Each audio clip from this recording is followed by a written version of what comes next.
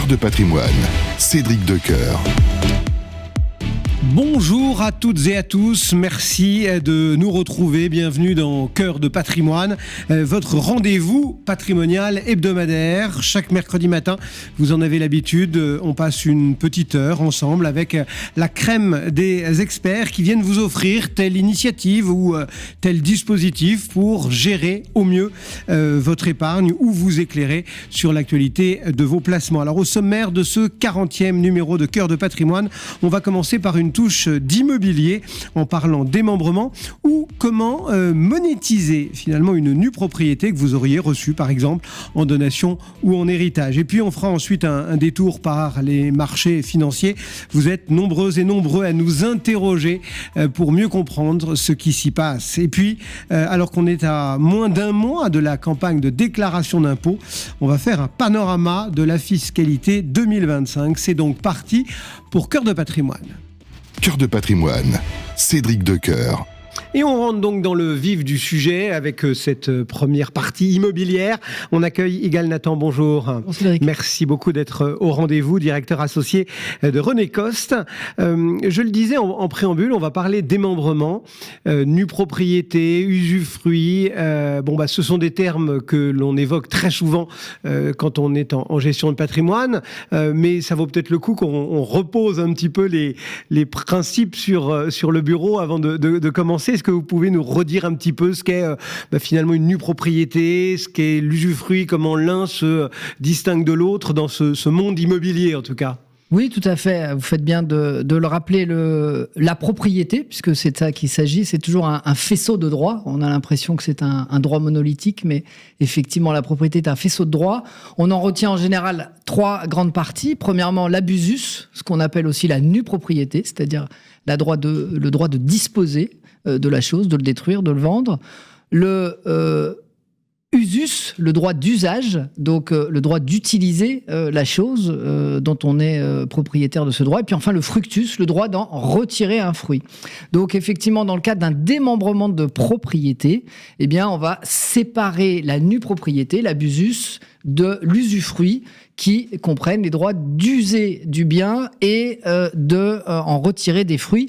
C'est effectivement quelque chose qu'on connaît bien dans l'immobilier, mais qu'on connaît encore mieux dans d'autres secteurs, comme par exemple l'automobile, puisque vous savez bien qu'en une quinzaine d'années, le marché de l'automobile est passé de la propriété au démembrement de propriété, la LOA, la LDD, le leasing automobile. Et donc, alors qu'il y a une vingtaine d'années, on était à 100% en propriété, on est passé sur un marché 90%. Les mots techniques de démembrement, d'usufruit et de nue propriété quand on parle de LOA ou de LDD ou de leasing, effectivement. Quels sont les principaux défis, du coup, qui se posent sur ces biens immobiliers lorsque un épargnant, j'ai envie de dire, même si c'était pas vraiment de l'épargne au départ, mais enfin, lorsqu'un héritier, est confronté, lorsqu'il reçoit finalement la nue propriété, j'imagine que c'est ça essentiellement qu'on reçoit, dans le cadre soit d'une donation, soit encore mieux d'un héritage. Eh ben, vous avez raison. Dans toute gestion active du patrimoine, on peut investir en nue propriété dans un bien, on peut démembrer des titres de SCI, SCPI et puis pour investir, mais dans tout décès, en tout cas quand il y a un couple et un conjoint survivant, le droit français accorde au conjoint survivant l'usufruit à vie pour la maman, le papa qui reste évidemment usufruitier de la résidence, et les enfants, les beaux-enfants vont hériter de la nue propriété. C'est la même chose, c'est le même démembrement qui se passe quand, sur conseil d'un notaire ou d'un conseiller en gestion de patrimoine, je vais démembrer mes parts de SCI ou une partie de mes biens immobiliers pour en faire la donation à mes enfants. Évidemment, c'est toujours une optimisation. Et on se retrouve dans le cas que vous présentiez il y a quelques instants, avec des héritiers ou des récipiendaires de donations qui se retrouvent avec une nue propriété, donc c'est-à-dire un capital, mais ils ne peuvent ni en jouir, ils n'ont pas l'usus, ni en retirer des fruits, ils ne peuvent pas le mettre en location, ils ne peuvent pas en retirer des dividendes, ils n'ont pas le fructus. Ouais. Exactement. Et que faire de cette nue propriété? C'est là qu'on peut intervenir. Et là, c'est là que René Coste a gambergé et propose une solution qui peut être intéressante et qu'on va présenter donc ce matin. C'est Hérite Immo. Et la promesse, c'est de monétiser finalement cette nue propriété, c'est ça ? Tout à fait. Alors, René Coste, depuis une centaine d'années, puisque la maison est créée en 1921 par Madame René Coste. On est spécialiste du démembrement de propriété, viager, nue propriété, cession bail à vie, vente à terme. Et on avait pour habitude de vendre des nues propriétés à des investisseurs, mais on était souvent à l'origine du démembrement, c'est-à-dire que l'occupant, le propriétaire, conservait la jouissance via usufruit du bien et cédait à un investisseur professionnel ou particulier la nue propriété. Et puis on s'est retrouvé contacté par des héritiers, des enfants qui avaient reçu des nues propriétés en donation et qui disaient moi j'ai ce patrimoine, mais j'ai besoin de le monétiser. J'ai besoin de me monétiser ma succession, mon héritage. Est-ce que vous pouvez m'aider ? Et alors concrètement, ça marche comment ? Quel est le processus qui part finalement d'un morceau de papier, entre guillemets, qui nous dit vous êtes OK, nu propriétaire, super, et de lui faire des petits ? Exactement. J'ai mon titre de propriété, de nu propriétaire du bien. Je l'ai reçu en succession au décès d'un des parents ou en donation. Je vais vendre cette nue propriété à un investisseur particulier ou professionnel et je vais transformer ce capital immobilier que je ne peux pas utiliser, je vais le transformer en liquidité financière puisque je vais être remplacé par un investisseur. On se repasse, entre guillemets, la patate chaude, quoi. On se repasse l'investissement. On a en France des dizaines de milliers d'investisseurs qui sont à la recherche d'investissements en nue propriété. Ça peut être via René Coste, ça peut être via de l'usufruit locatif social que font nos amis de chez Perle ou ailleurs. Donc on a ces investisseurs qui, eux, sont là pour du placement à long terme, qui ne sont pas pressés, au contraire, qui veulent cet investissement immobilier de capitalisation, sans revenu, mais un investissement immobilier par capitalisation. Et on a ces propriétaires de nue propriété, héritiers, donataires, qui ont besoin, eux, de liquidité. Bien, effectivement, on organise cette transaction en toute sécurité, en préservant les droits de l'usufruitier. Et il y a, entre guillemets, oui, on comprend mieux, on rend le capital liquide, mais il y a d'autres avantages, on va dire, financiers pour un héritier de vendre cette nue propriété ? L'héritier, son avantage, c'est qu'à un moment, il a besoin de liquidité. S'il n'a pas besoin de liquidité, il peut rester investi à condition que ça soit sa stratégie patrimoniale, parce que c'est des investissements long terme de capitalisation qui ne génèrent pas de revenus. Mais l'intérêt, en fait, quel est le cas d'usage principaux, les cas d'usage principaux de nos clients ? Ce sont les gens qui ont besoin eux-mêmes d'acheter une résidence principale. À un moment, ils ont besoin de ce capital initial, sauf que il est bloqué dans cette nue propriété, ou les gens qui ont des projets professionnels à financer, et effectivement, on leur permet de générer cette liquidité. On rappelle, c'est pas comme c'est comme un viager, mais c'est pas comme un viager où généralement vous ne connaissez pas la personne pour laquelle vous achetez la nue propriété. Donc bon, il n'y a pas forcément de sentiments qui se créent. Là, généralement, vous êtes en train de nous parler d'héritiers dont un parent survivant est encore présent. Comment ça se passe ? Comment notamment le contrat garantit les droits de l'usufruitier ? Il pourrait se sentir un peu on va dire, abandonné par ses héritiers, non ? De les voir partir comme ça en vendant la nue propriété. C'est une très bonne remarque, Cédric. En fait, dans un cas sur deux, ce sont les usufruitiers qui nous contactent. D'accord. En général, la belle-maman, alors il peut y avoir aussi dans le cas de familles recomposées des situations familiales qui sont conflictuelles, donc là on va venir régler le conflit en donnant son argent à l'héritier en maintenant l'usufruitier dans ses droits, mais en général la maman, c'est elle qui nous contacte en disant voilà, je sais que mes enfants, ils ont besoin de cet argent, moi je veux pas partir de chez moi, je veux y rester toute ma vie, donc j'aimerais leur trouver une solution pour qu'ils puissent récupérer l'héritage de leur papa ou l'héritage de leur maman. Le droit de l'occupant, Il est totalement préservé, il n'y a rien qui change. Il est souvent même renforcé. Alors évidemment, il ne peut pas être dégradé, puisqu'on reprend la convention de démembrement dans l'état où elle avait été faite par le notaire au moment de la succession ou de la donation. Mais parfois même avec un investisseur professionnel ou avec un investisseur particulier, puisque les choses sont bien plus normées que dans des transactions intrafamiliales, il arrive même que l'usufruitier il soit bénéficiaire, parce que, par exemple, même si certaines charges ou certains travaux sont à la charge du nu propriétaire, il arrive que la maman ou le papa ne fasse pas payer les enfants. Évidemment que, c'est ce que vous disiez, avec un investisseur professionnel que je ne connais pas, la relation... J'ai pas forcément envie de lui faire de cadeaux. Et les choses se font telles qu'elles sont définies dans le contrat. Est-ce que, avec le retour d'expérience, vous avez, on va dire par un portrait robot, mais le cas ou les 2-3 cas les plus fréquents où cette possibilité est utilisée? Oui. Alors, j'adore cette question. Quels sont nos usual suspects? C'est ça votre question. Premièrement, famille recomposée. Donc, en général, quand il y a les enfants d'un premier mariage avec la belle-maman ou le beau-papa, ils ont peut-être pas envie, surtout parfois ils ont le même âge, les enfants du premier mariage, donc ils n'ont pas envie de prolonger cette relation conflictuelle. Donc à un moment, l'idée c'est que chacun récupère sa partie de l'héritage sans qu'il y ait plus de relation. Ça, c'est le premier usual suspect. Le deuxième, c'est dans le cas de donation. Donc il arrive souvent sur conseil du notaire ou du CGP que par anticipation, on donne des biens en démembrement à des enfants jeunes, quand ils ont 12, 13, 15 ans, 18 ans. Il peut arriver que 10, 15 ans après, les enfants, eux, ils ont vraiment besoin... La situation patrimoniale a changé. Exactement, ils auraient besoin de cet argent-là. Les parents continuent à louer ce patrimoine qu'ils avaient donné en démembrement. Ils ont besoin encore, en complément de retraite, des loyers. Donc, ils conservent les loyers, mais on leur apporte une solution pour gratifier de liquidités financières d'un capital leurs enfants. Juste, dernière question, peut-être, Yigal Nathan, c'est tout ou rien? Parce qu'on pourrait imaginer un cas un peu particulier d'une famille avec effectivement un des deux parents survivants, une nue propriété qui a été divisée entre plusieurs enfants, et seul peut-être un des enfants a besoin de liquidité, pas les autres.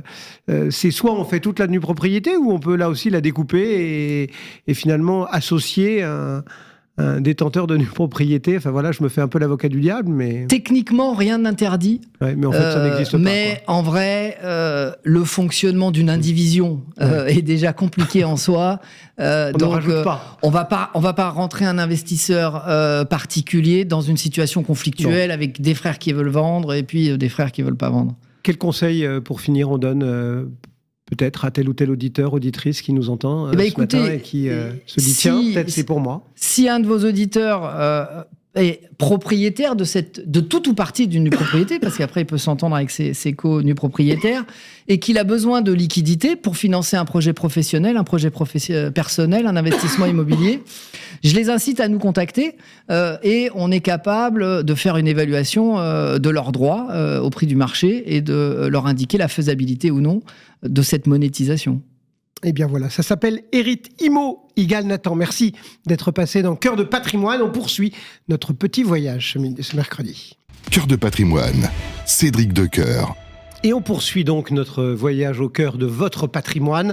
Et on s'intéresse à présent au marché financier. C'est vrai qu'il y a beaucoup de questions qui sont au cœur de ce monde financier depuis notamment, bien sûr, l'arrivée de Donald Trump et ses premières mesures. Mais on va le voir, il n'y a pas que ça. Et c'est Marc Favard qui va nous guider ce matin. Bonjour Marc. Bonjour Cédric. Merci d'avoir rejoint le plateau de Radio Patrimoine, directeur général de Promépar AM. Bon, allez, déjà, quand vous regardez comme ça, là, tous les matins, les marchés en vous réveillant, vous vous dites quoi? Quels sont un petit peu les gros marqueurs, l'évaluation que vous faites de cet état de santé un peu des marchés mondiaux? Alors, quand je suis un investisseur, je suis quand même content parce que je gagne quand même de l'argent en général sur les actions, sur les taux. Donc, malgré tout ce qu'on a autour de nous, les performances restent encore satisfaisantes et énormément de changements. Alors, la chose peut-être la plus importante sur laquelle on va travailler pour les prochaines années, c'est est-ce qu'on est capable d'avoir une croissance mondiale toujours autour de 3,2%, mais avec des changements de régime. C'est-à-dire qu'on voit bien que sur les États-Unis, on va vers un ralentissement, mais est-ce qu'il sera plus profond? Ça, c'est la question sur laquelle on peut revenir. Mais quand même quelque chose d'assez différent en Europe et même en Chine, où là, on peut espérer un peu plus de croissance. Donc le débat, c'est un peu une normalisation de la croissance dans le monde, donc un petit peu moins aux États-Unis. Et on va voir, faut pas que ça descende beaucoup trop bas. Et puis l'espérance qu'en Europe, on a un moment important. Bon alors, nos États-Unis, et d'abord l'animal Trump, entre guillemets. On a vu que son arrivée avait eu pas mal d'effets sur les marchés notamment, avec des questions, des interrogations. Comment vous voyez les répercussions à plus long terme, justement, si on essaie de se dire, voilà, on sort un peu de l'écume du mouvement du bonhomme et on regarde un peu ce que ça peut donner en termes de changement de ton Alors, je dirais qu'il fait du bien à l'Europe. C'est-à-dire que la première bonne nouvelle, c'est qu'il nous oblige à nous remuer. Et depuis le rapport Draghi en septembre jusqu'au rapport de compétitivité il y a encore quelques semaines, plus le bazooka allemand, on est servi. Donc là, l'Europe réagit et tant mieux. Ça, c'est la première bonne nouvelle du côté de Trump. Par contre, le bas de Trump, c'est beaucoup d'incertitudes sur le commerce et extrêmement difficile pour les économistes de faire des stratégies, de mettre des probabilités sur des stratégies. Que va devenir l'inflation ? C'est un sujet. Les niveaux de croissance. Donc, les niveaux d'incertitude et les index, il y a des indices d'incertitude, ils n'ont jamais été aussi importants. Ouais.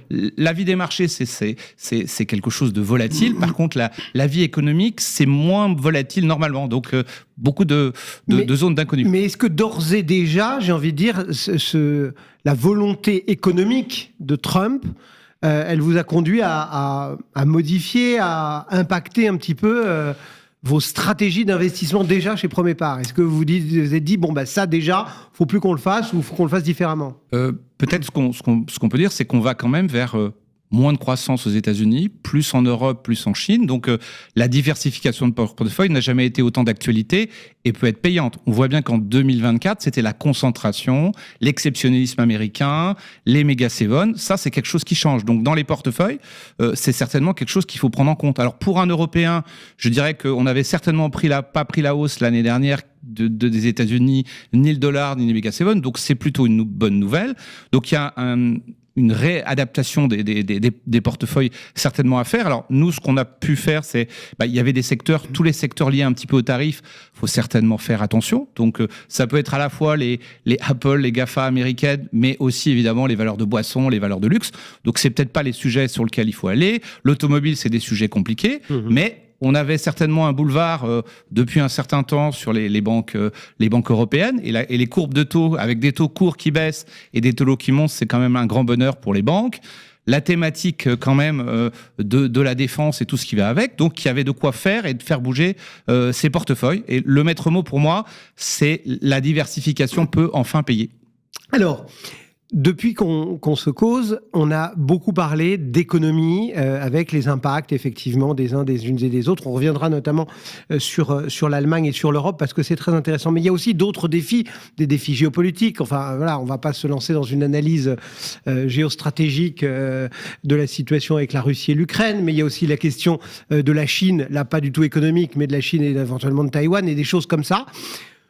Sont des défis auxquels on est confronté aussi et qu'il faut prendre en compte. Oui, chaque zone, on a une régionalisation. Il y a la Grande Amérique qui peut aller jusqu'au Groenland en ce moment. La Chine qui mettra ou pas la main d'une manière indirecte sur Taïwan et l'Europe qui subit ces deux monstres. Donc là, ce qui est important, c'est un moment un peu de tournant, on n'en a pas souvent, donc je pense qu'il faut le saluer et on va voir comment tout ça s'exécute. Donc aujourd'hui, on avait peut-être un peu trop de croissance aux États-Unis, avec trop de tiré par des déficits.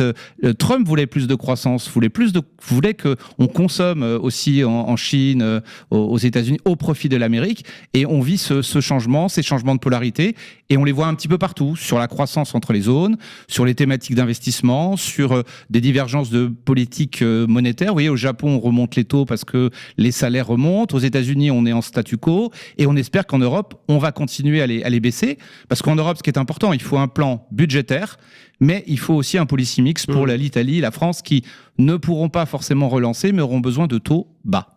Alors justement, rentrons sur cette zone européenne qui nous concerne au premier chef, bien évidemment. Et il y a eu ce changement de paradigme en Allemagne. J'ai envie de dire, on est passé du tout au tout, c'est Picsou qui a ouvert le coffre-fort, ou presque, ou qui s'apprête à ouvrir le coffre-fort. Vous le voyez comment c'est un impact potentiel énorme sur notre économie européenne, là, pour le coup. On va pas bouder notre plaisir, hein, c'est quand même très, très positif. C'est le plan Biden qui s'applique en termes de montant en Allemagne, et avec tout le ruissellement qu'on peut avoir. Il faut savoir que les déficits européens sont autour de 80-85%, les États-Unis ont 55%, donc toute l'Europe et l'Europe protestante a de quoi faire. Et d'ailleurs, on a tout le ruissellement possible, indirect, qui arrivera pour... si la grande économie qui fait 25% du PIB va bien, ça va aider. On avait en Europe seulement l'Espagne, le Portugal, la Grèce. Là, ça change un petit peu l'histoire. Après, ça va être dans l'exécution. Est-ce qu'on va être capable d'exécuter ça assez vite ? On sait que les effets court terme économiques ne vont pas être présents, mais les effets de confiance peuvent être présents, et on le voit déjà un petit peu dans les flux boursiers. Et tout ça peut avoir un impact sur les banques centrales, que ce soit Trump, que ce soit ce changement de paradigme en Allemagne. Effectivement, vous nous avez dit un mot de ces taux. Les banques centrales, on avait l'impression que elles étaient peut-être pas sorties du jeu, mais que voilà, c'était Trump qui allait prendre toute la lumière. Et là, tout le monde dit, oui, mais alors attention, parce que si Trump génère plus d'inflation, comment va réagir la Fed, etc. La BCE, comment est-ce qu'elle va appréhender effectivement cette nouvelle donne allemande ? Qu'est-ce qu'il faut penser de cette évolution des taux d'intérêt ? Quel impact ça pourrait avoir sur les portefeuilles ? Alors, côté américain, on voit bien que Trump ne tape pas sur Powell. Il a quand même besoin... C'est vrai que... Il a quand même besoin à un moment que... Probablement que les taux baissent, les conséquences des effets des hausses des tarifs sont peut-être inflationnistes à court terme, mais déflationnistes. Donc, les marchés obligataires l'ont peut-être aussi un petit peu vu. Donc, ça serait certainement possible que la Fed, à un moment, réagisse. Donc, le put Fed puisse arriver, mais faut pas trop qu'il arrive non plus, parce que ça voudrait dire que ça ralentit fort. Côté Europe, moi je pense que la BCE doit continuer, on doit amener les taux sous les 2%, parce qu'il faut cette double politique, parce que le court terme de la BCE va permettre d'absorber quelque part des tarifs qui seraient amenés à remonter, et les plans d'infrastructure, les plans de relance, on va les voir sur le long terme. Et les pays du Sud, Italie endettée, la France, ont besoin parce que nous, on a moins de marge de manœuvre. Donc, on a, je l'espère, une BCE qui continue le mouvement, où on additionne les deux, le monétaire et le budgétaire. Quels sont pour vous je ne vais pas vous demander de me sortir des prévisions chiffrées sur les marchés européens à X mois, mais vous les sentez vraiment capables de prendre le lead, j'ai envie de dire, parce que moi, j'ai l'impression quand même que ça fait une vingtaine d'années que je commente régulièrement la différence entre les deux rives de l'Atlantique, et que chaque année ou presque, on me dit « Ah, ça y est, cette année, c'est l'année de l'Europe », et puis quelques mois après, en fait, on dit « Bah non, c'était encore toujours pas cette année ». Donc, comment vous les voyez ? Et puis, est-ce qu'il y a des opportunités spécifiques à saisir ? Et notamment, on ferait rimer cette question avec la question de la relance européenne, de la relance de défense européenne. Voilà. Est-ce qu'il y a aujourd'hui des secteurs qui pourraient devenir peut-être pas les 7 merveilleux de l'autre côté, mais peut-être pas loin? D'abord, dans ce qui s'est passé, il y a des choses rationnelles. C'est-à-dire que la hausse du marché européen de 10-15%, elle s'appuie d'abord sur des publications de résultats en Europe qui ont pas déçu. Pas de mauvaise nouvelle économique, l'idée que quand même les taux vont baisser, l'idée que quand même ce conflit russo-ukrainien va se calmer, et l'idée surtout qu'on ne croyait pas du tout à l'Europe et que il fallait surtout pas investir en Europe. Donc le premier mouvement, je dirais qu'il est facile, mais il nous amène à 10-12%. Ça veut dire que cette année, on attendait des bénéfices à 7-8, plus les dividendes, donc on y est. Donc c'est de voir comment... Voilà, donc normalement, on devrait s'arrêter là, entre guillemets. Voilà, on va chercher des raisons d'aller plus loin. Et au même moment, les États-Unis, c'est normal, c'est retour au point de départ. On retourne avant l'élection de Trump. Et là aussi, de manière assez logique, parce que l'économie ralentit un peu, il y a du doute chez le consommateur, il y a beaucoup d'inquiétude aussi, comment je peux investir, où je mets mes investissements. Donc tout ça est très rationnel. Une correction de 10-12% sur les États-Unis, c'est la vie des marchés. Maintenant, pour aller plus loin, sur l'Europe, il faut deux choses. C'est-à-dire que les flux, c'est une histoire aussi d'offre et demande, les marchés, les flux étrangers sont revenus timidement. Donc, il y a beaucoup de place. Il y a beaucoup de monétaires ou d'obligataires qui peuvent s'investir. Donc, il y a de la capacité pour tirer le marché. Alors, peut-être pas sur comme vous l'avez dit, Cédric, en allant vers d'autres secteurs. Donc, nous, nos idées, c'est qu'évidemment, il y a toujours des valeurs de croissance qui nous semblent intéressantes, notamment dans les secteurs de la santé. Je peux citer des titres, AstraZeneca, par exemple, dans le domaine de l'électrification. On voit bien que l'IA, il va falloir équiper l'IA, donc l'infrastructure, elle doit être là. Ouais. On a des dossiers comme Veolia, et puis à côté de ça, vous avez les banques qui sont dans une situation idéale et elles restent raisonnablement valorisées. Et puis les cycliques qui, elles, ne sont pas pénalisées par la hausse des taux et avec le thème de la reconstruction, des prix du gaz qui baissent. Donc vous avez la chimie avec des titres, je pourrais citer par exemple comme Arkema, un proxy finalement sur la défense, c'est de se positionner sur l'acier avec Arcelor. Donc on voit bien, là je vous cite des titres dont on ne parlait pas avant. Oui, bien sûr. Donc il y a de la place. Et au même moment, je pense qu'il y a un élément important aux États-Unis. Je voudrais parler des Magnificent Seven. Donc leurs publications ont été bonnes, mais n'ont pas surpris à la hausse. Donc on est finalement dans un moment où on n'a plus de catalyseur sur ce secteur, où tout le monde a mis de l'argent. Donc même aux États-Unis, je pense qu'il y a des thématiques d'investissement en allant sur de la qualité, mais moins cher que ces sociétés. Donc, il y a quelque chose de plus homogène. On va redécouvrir qu'il y a 493 autres valeurs au sein du SPIE. Exactement. Donc, avec des choses à jouer. Et puis, la Chine, on n'a pas parlé de la Chine, mais qui peut être aussi un élément important. Donc, il y a toujours ceux qui doutent. Il y a ceux qui n'ont pas vu la hausse et qui finalement doutent encore de la pérennité. Est-ce qu'on va être capable, parce que c'était un modèle très mercantiliste, très exportateur, le consommateur qui vieillit chinois, comment on fait, l'immobilier est difficile, mais là aussi, au moins boursièrement, il y a les vecteurs pour quelque chose de nouveau et de transformant. Et pour nous, si on veut être positif, il faut quand même que la croissance européenne et chinoise contrebalance un peu le ralentissement américain qui est normal. Tout se transforme, rien. Voilà.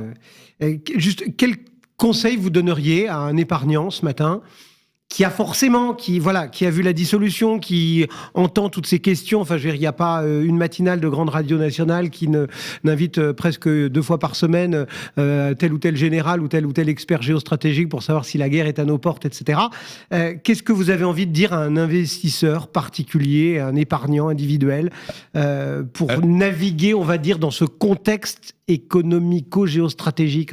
Je dirais déjà, s'il a moins de 55 ans et qu'il a 15 ans pour investir, les actions, il n'y a pas mieux comme placement si on a cette durée d'investissement. Alors, c'est pas 5 ans, c'est 10, 15 ans, et il n'y a quand même pas mieux que les actions. Et si en plus, il est là à investir régulièrement, finalement, il peut lisser les points. Donc, aujourd'hui, les actions, on l'oublie toujours, et notamment pour un investisseur français qui doit préparer son épargne, c'est important. Après, probablement, dans les portefeuilles, il a pu être tenté d'entendre qu'il y avait d'affaires que de l'Amérique. Donc, nous, on a vu des clients qui nous demandaient clairement d'investir sur les États-Unis.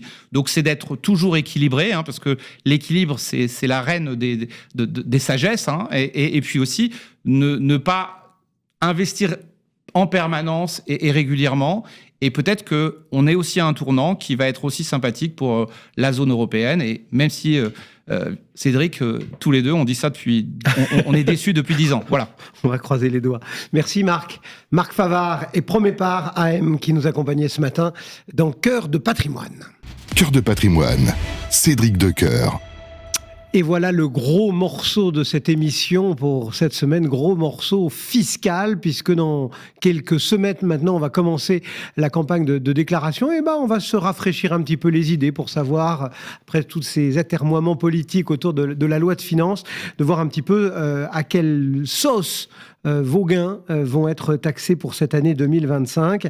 Et pour nous guider, pour décrypter tout cela, c'est Jérôme Barré. Bonjour Jérôme. Bonjour Cédric. Merci d'être au rendez-vous, avocat associé au cabinet Yards. On va essayer de rentrer dans le détail.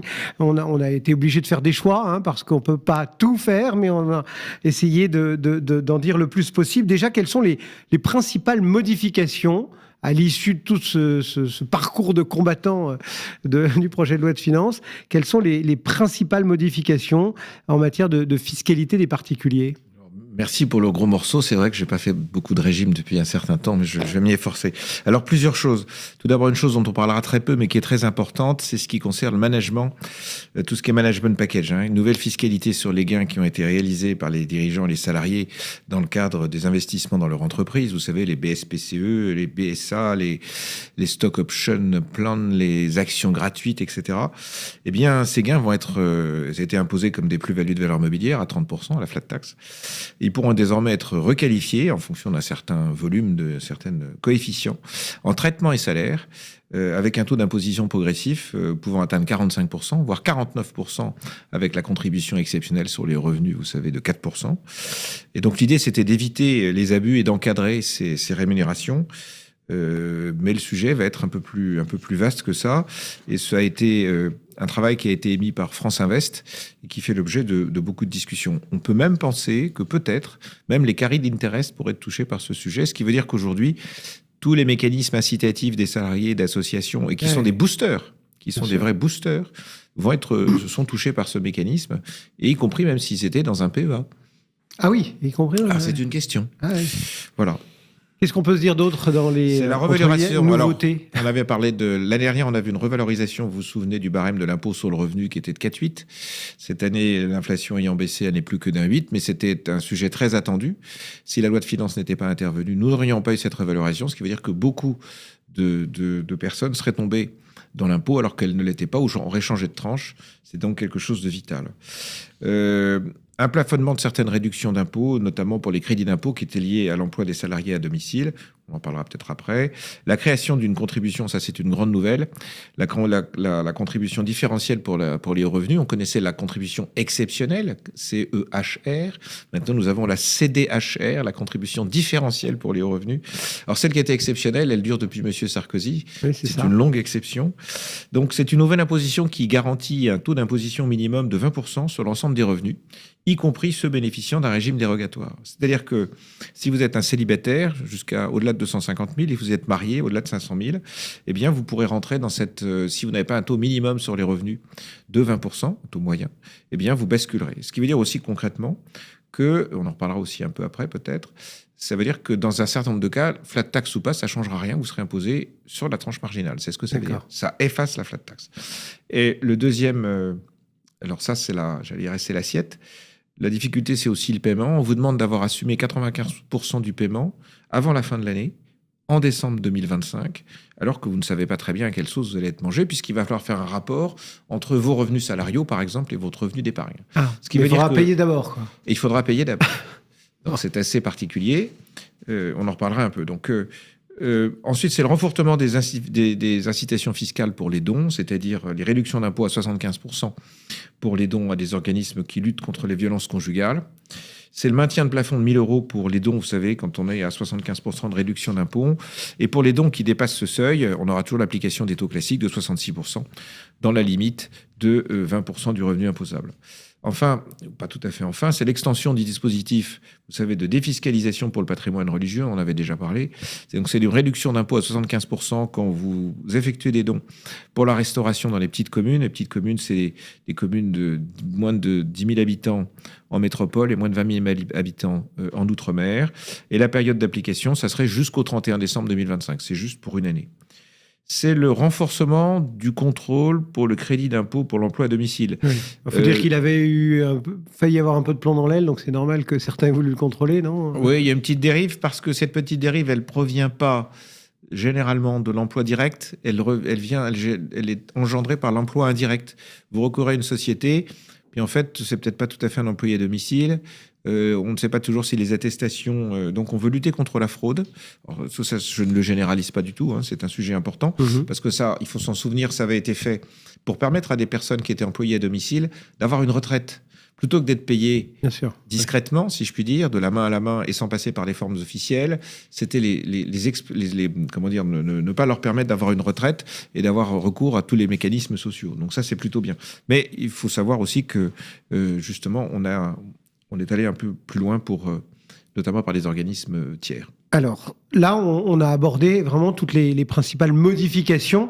Maintenant, comment est-ce que les gains financiers, je pense les plus-values, les dividendes, enfin tout ça, comment ça va être taxé en 2025 ? le principe général reste toujours la flat tax. 30%, c'est depuis 2018. Et on se souvient que la flat tax, c'est 12,8 de plus-value et 17,2 de CSG, CRDS, de charges sociales. Et on peut aussi opter pour le barème progressif. Ce principe existe toujours. À cette flat tax, si vous avez dépassé, on en a parlé tout à l'heure, c'est les mêmes seuils, 250 000 € pour une personne seule, 500 000 €, là vous avez une contribution exceptionnelle de 3%. Et si vous êtes au-delà de 500 000 pour un célibataire et 1 million pour un ménage, eh bien vous passez à une CEHR de 4%. Donc vous êtes déjà à 30 plus 4, c'est-à-dire 34%. Donc ce principe-là... Mais pour des revenus conséquents.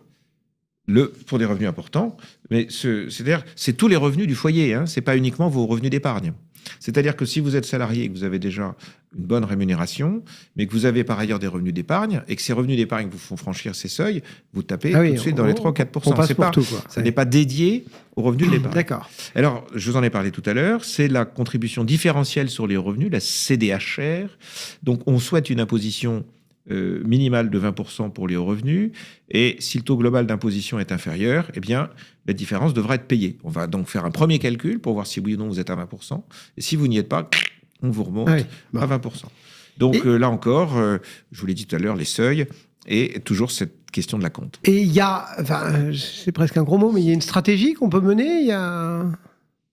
Alors, la stratégie, c'est de se dire que on ne sait pas combien de temps cette loi va durer.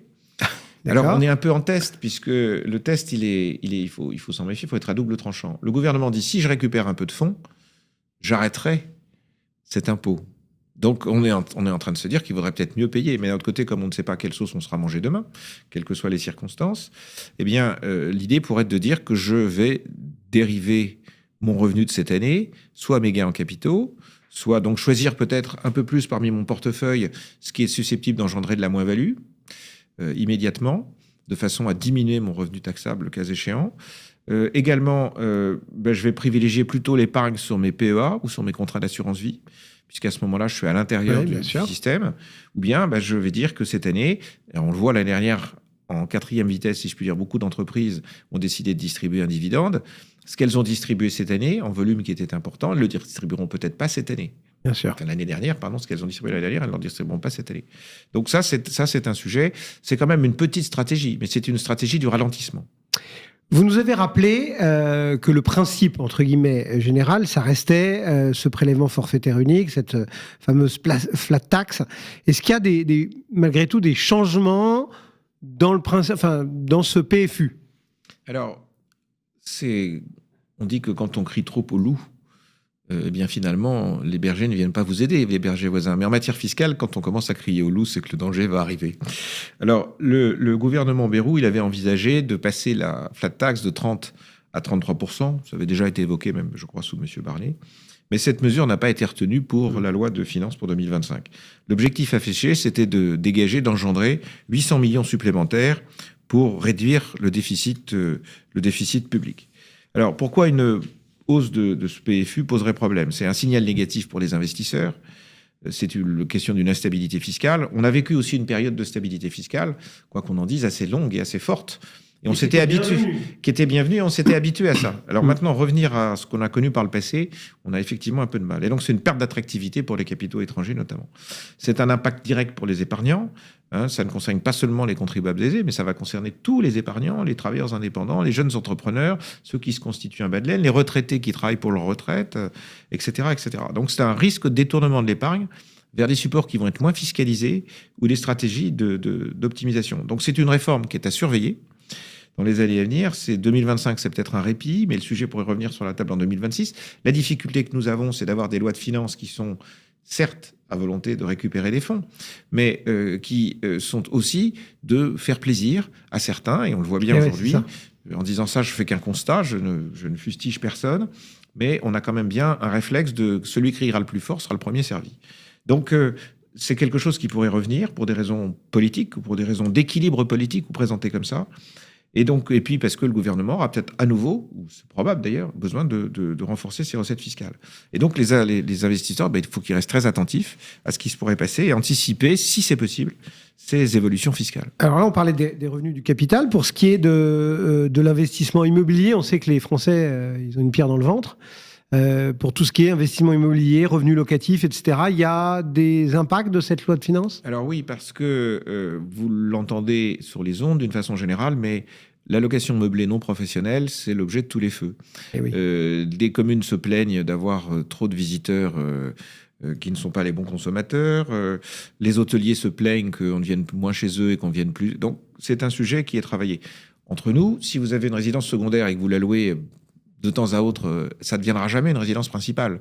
Donc, le leurre qui consisterait à penser que tout ce qui est loué en meublé professionnel redeviendra un jour de résidence principale, probablement pas. Probablement pas. Donc, le coup dur, c'est pour la location. Donc, c'est la fin d'un avantage fiscal majeur. Tout d'abord, c'est la possibilité de déduire les amortissements. C'est-à-dire que la plus-value, au moment où vous céderez le bien, eh bien, on vous rappellera les amortissements qui ont été effectués. Et donc, à quelques jours près, ceux qui ont pu vendre en tout début d'année versus ceux qui vont vendre maintenant, vont se retrouver dans une situation où ils vont réintégrer dans le calcul de la plus-value, et par définition, ce sont des résidences secondaires. Ça peut arriver qu'on ait des amortissements pour la résidence principale, mais enfin, on ne le fait pas d'ailleurs, je dis ça, c'est une idiotie. C'est les résidences secondaires que l'on loue, et c'est là où on a de l'amortissement, ou c'est quelque chose que l'on loue, la maison de vacances en particulier. Donc ça ne va plus marcher, et c'est quelque chose qui va... Alors, ça ne concerne pas les résidences étudiantes, les résidences seniors, mais c'est compliqué. L'objectif du gouvernement, je l'expliquais, c'est de rééquilibrer finalement une espèce de fiscalité locative. C'est lutter contre l'optimisation fiscale massive des LMNP en zone tendue. Et c'est favoriser le marché de la location d'une UG plus stable et plus accessible. Mais là encore, est-ce que c'est pas un leurre ? Les conséquences pour les investisseurs, c'est la réduction de l'intérêt pour le LMD. Il y a des histoires de frais de notaire, non ? Oui. Alors, dans un premier temps, on vous dit que... Quand on dit frais de notaire, on dit frais de notaire. on va encore se faire tirer les cheveux par les notaires. Alors, dans les frais de notaire, vous le savez, il y a une partie pour les notaires, mais il y a une grosse partie pour l'État.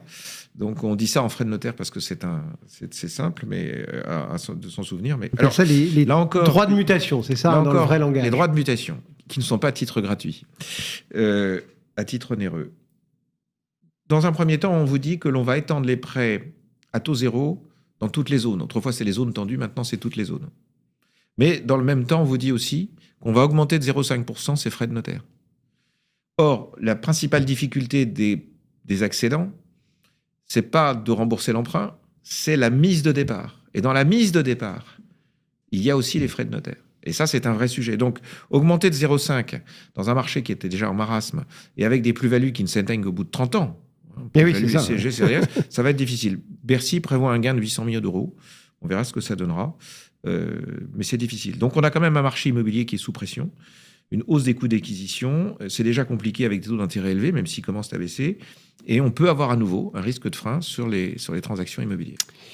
On continue à parcourir les différentes classes d'actifs et c'est vrai qu'on a pas mal de questions sur les cryptos, les actifs numériques, etc.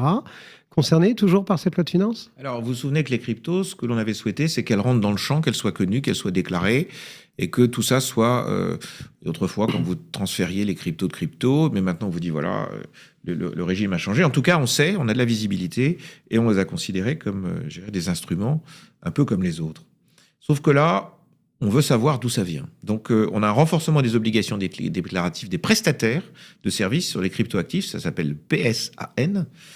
Et donc, c'est une nouvelle réforme qui impose aux plateformes de crypto d'identifier leurs utilisateurs et de transmettre ces informations à l'administration fiscale. L'idée, c'est de savoir d'où viendrait de la fraude, et notamment de la fraude sur l'origine des fonds. Donc, les informations concernées, c'est l'identité de l'utilisateur, le numéro d'identification fiscale, le détail des transactions effectuées, un peu comme le ferait une banque, finalement, pour des plateformes qui ne sont pas forcément des banques. Ces données pourraient être communiquées, ou pourront, ou devront être communiquées à l'administration fiscale, ou à celle d'un État partenaire. C'est un peu comme le CRS, vous savez, le Common Reporting Standard, quand on a des comptes à l'étranger. On dit, voilà, il y a un compte de monsieur Z qui est à l'étranger, et on le donne à la juridiction de celui qui appartient, de la résidence à laquelle il appartient. Et la mise en application, ce sera à partir du 1er janvier. Donc ça, c'est assez nouveau. 2026, 2026, pardon, oui. C'est assez nouveau. Mais là encore, donc une responsabilité qui va être accrue pour les utilisateurs, c'est que s'ils ne répondent pas, attention, pas de communication des données dans les délais, avec 2 rappels et un délai de réponse de 60 jours, et on va bloquer la plateforme d'accès aux informations. De la même manière, si on n'est pas capable de dire d'où viennent les fonds qui ont engendré les cryptos, on peut vous réclamer 60% comme si c'est quelque chose qui vous venait d'un tiers et que c'était une donation. Souvenez-vous que dans la régularisation des comptes à l'étranger, et ça existe, un article L123C du Code général des impôts, c'est pas L d'ailleurs, c'est 123C, qui vous dit que si vous n'êtes pas capable de justifier à l'origine de la période prescrite, c'est-à-dire au bout de 10 ans en arrière pour des comptes non déclarés, l'origine des fonds, eh bien on peut vous taxer à 60%. Oui. On en est dans le même schéma. Ça, c'est très violent. Oui, c'est très violent parce que ça veut dire que vous perdriez 60% de votre masse. C'est très cher. Donc, il vaut mieux garder les papiers. C'est pas de la plus-value, c'est de la masse. C'est de la masse. Il vaut mieux garder les papiers. Quelles sont les mesures incitatives qui sont programmées? Je pense notamment à l'épargne, à l'investissement. Enfin... Alors, il y a une hausse de la réduction d'impôt Madelin pour les FCPI. C'est-à-dire qu'on a une augmentation du taux de réduction d'impôt pour les souscriptions en numéraire des parts de fonds communs de placement dans l'innovation. C'est un passage de 18 à 25% du montant investi. C'est applicable aux FCPI agréés entre le 1er janvier 24 et le 31 décembre 25, agréés, sous réserve de la validation par la Commission européenne. Et l'objectif, c'est de soutenir l'investissement dans l'innovation et encourager les particuliers à faire quelque chose qui soit pour financer les entreprises et même dans un niveau européen. Ensuite, on a une extension de l'avantage fiscal pour les jeunes entreprises innovantes. Vous savez, les JEI.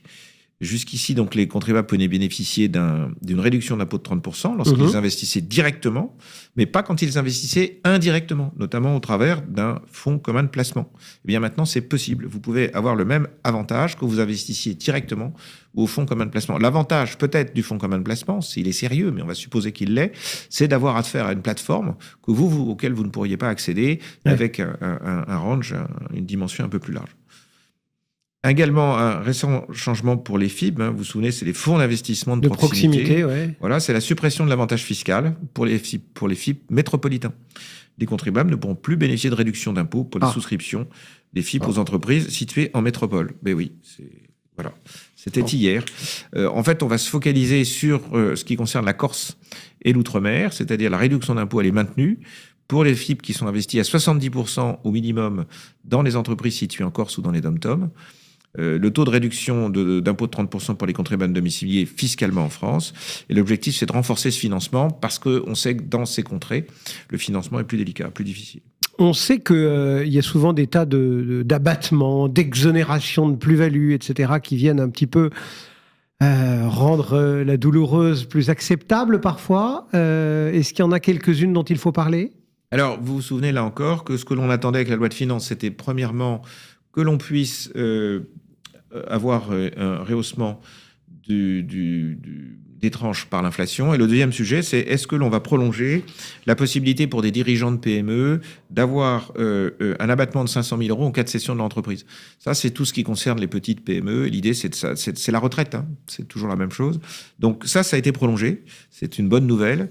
C'est un avantage qui devait expirer fin 2024. Il est prolongé jusqu'en décembre 2031.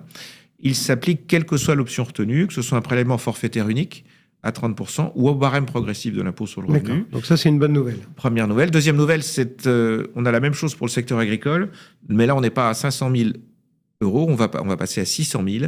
Donc là, c'est d'encourager les transmissions d'exploitation agricole, ce qui est un vrai sujet aujourd'hui.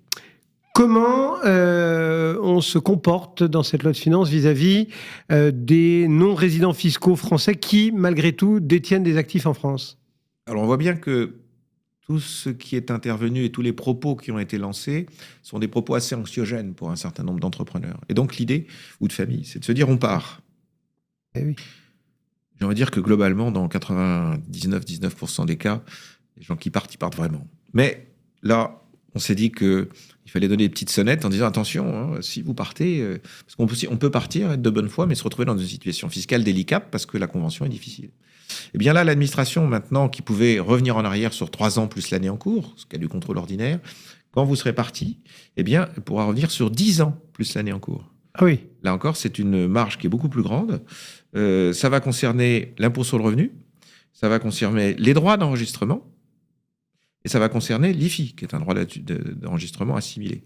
Donc, si jamais un contribuable est suspecté de ne pas avoir rempli les bonnes conditions pendant toute cette période, il peut se faire reprendre sur 10 ans. Il peut se faire reprendre sur 10 ans. Oui. Donc, ce délai spécial, il ne va pas concerner les revenus non déclarés dans les délais légaux. et il ne s'applique pas non plus aux erreurs de catégorisation des revenus. La vraie question, c'est de savoir si vous êtes ou non résident fiscal français, ou si vous ne l'êtes plus, vraiment. Donc voilà donc pour ces étrangers, entre guillemets. Est-ce qu'on peut dire un mot de tout ce qui est transmission de patrimoine, les successions, les donations? Là aussi, c'est une thématique fiscale qui a beaucoup fait jaser. Alors, là encore, des avantages, une exonération temporaire pour les dons de sommes d'argent. Les dons de sommes d'argent, une des difficultés là encore, c'est qu'on peut avoir des... Nous, vous le souvenez, nous sommes en France, je dis nous.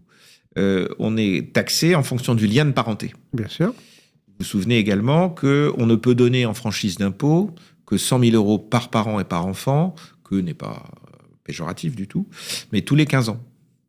Alors là, on va vous permettre d'avoir un abattement exceptionnel de 100 000 euros supplémentaires par donateur cette année, pas l'année prochaine pour l'instant, cette année. Et si vous cumulez, vous aurez le droit de cumuler les grands-parents, les oncles et les neveux sans enfants, etc., qui fait qu'on pourra donner à un enfant 300 000 euros en franchise d'impôt dans l'hypothèse où il va financer l'acquisition d'un logement neuf. Il y a une condition. Oui, il y a une condition. Alors, soit vous l'acquérez pour l'habiter, soit vous l'acquérez pour le louer. Si vous l'acquérez pour l'habiter, il ne faut pas l'habiter moins de 5 ans. Et si vous le louez, il faut qu'il ait conservé sa destination et il faut qu'il soit loué en résidence principale, ce qui là est plus difficile parce que vous pouvez avoir des personnes qui parfois peuvent ne rien vous dire d'ailleurs. Ouais. Donc il faut bien marquer dans le bail, il faudra être très très précautionneux sur ce sujet-là. Donc vous permettre de bénéficier de ces 300 000 euros. Et également, si vous faites des travaux, vous savez, vers la rénovation énergétique dans la résidence principale, vous pourrez bénéficier dans notre propre résidence principale. Oui, vous pourrez bénéficier de ce système. Donc les engagements, on les a vus de ces 5 ans. Et ce dispositif se cumule avec les dispositifs existants. Donc si vous n'avez rien donné à vos enfants, c'est le moment de leur donner 100 000, plus 100 000, et si les grands-parents veulent faire un effort, peut-être plus 100 000 aussi. Donc c'est un vrai coup de boost. Un vrai coup de boost, mais attention aux conditions. Et c'est valable que c'est temporaire, ça se termine le 31 décembre 2026. C'est pas très très long. Bon. Et le délai de 6 mois, quand vous avez transféré, il faut que l'investissement ait lieu dans les 6 mois. Si vous n'êtes pas dans les 6 mois, c'est pas bien. Allez, on termine peut-être avec, en essayant de voir un petit peu ce qu'il y a devant nous aussi maintenant, les principaux défis auxquels les particuliers vont faire face en 2025 en termes fiscaux. Alors, personne n'est de Madame Irma qui voit tout. Mais il y a une tentation parfois quand même. Vous lisez plus que nous. Il y a une tentation de retour à l'ISF. Ouais. Ça, on le sent, là encore, pour des raisons politiques, mais elles sont là. Donc, si on avait un retour à l'ISF, sous une forme peut-être remodernisée, on ne le sait pas, il y aurait quelque chose. Et donc, il y en a qui plaident pour une fusion IFI et taxe sur le patrimoine financier. Donc, en fait, peut-être que tout ne rentrerait pas dans cette nouvelle imposition sur la fortune, mais le patrimoine financier, peut-être au-delà d'un certain seuil, peut-être un peu plus important. Ça, c'est quelque chose qui est dans les tubes. On ne sait pas si ça sortira. C'est un débat politique sensible et qui pourrait émerger avec les élections de 2027. On voit encore une espèce aussi de notion de justice sociale. Est-ce que ça rapportera beaucoup ? Je ne sais pas. Est-ce que ça coûtera plus que ça a rapporté ? Il y a des pays comme la Suède, on s'est aperçu que l'impôt sur la fortune coûtait plus qu'il ne rapportait, dans la gestion même de l'impôt. Est-ce qu'on aura une augmentation de la flat tax ? C'est aussi une tentation, parce que le débat, c'est fruit du travail et fruit de l'épargne. Le rapport entre le poids-puissance entre le risque et puis l'engagement personnel, physique ou intellectuel, il n'est pas traité, mais une hausse de 33% avait été évoquée. Malheureusement, dans ces cas-là, les hommes politiques ont de la mémoire, ou les femmes politiques ont de la mémoire. Même s'ils ont un peu du mal à expliquer que quand on passe de 30 à 33, on augmente de 3%, que c'est pas grand-chose, alors qu'en fait, on augmente de 10%, mais ça, ils ne savaient pas le calculer. Exactement. Non, mais ça, c'est... La stabilité a un sens. La stabilité a un sens. Et ça a fait marcher parce que, d'une façon ou d'une autre, l'argent qui a été distribué a beaucoup servi, malgré tout, et a été redispatché. Je termine par 2 points, peut-être. La contribution différentielle sur les hauts patrimoines, puisque vous vous souvenez qu'on se disait, c'est pas la contribution exceptionnelle sur les hauts revenus, c'est sur les hauts patrimoines. C'est dire, voilà, les patrimoines devront être taxés au minimum A, parce qu'il y a des personnes qui vivent, par exemple, sur des comptes courants, et pour lesquels les revenus sont encapsulés dans des mécanismes de holding ou dans des mécanismes de SICAV ou de contrat d'assurance vie.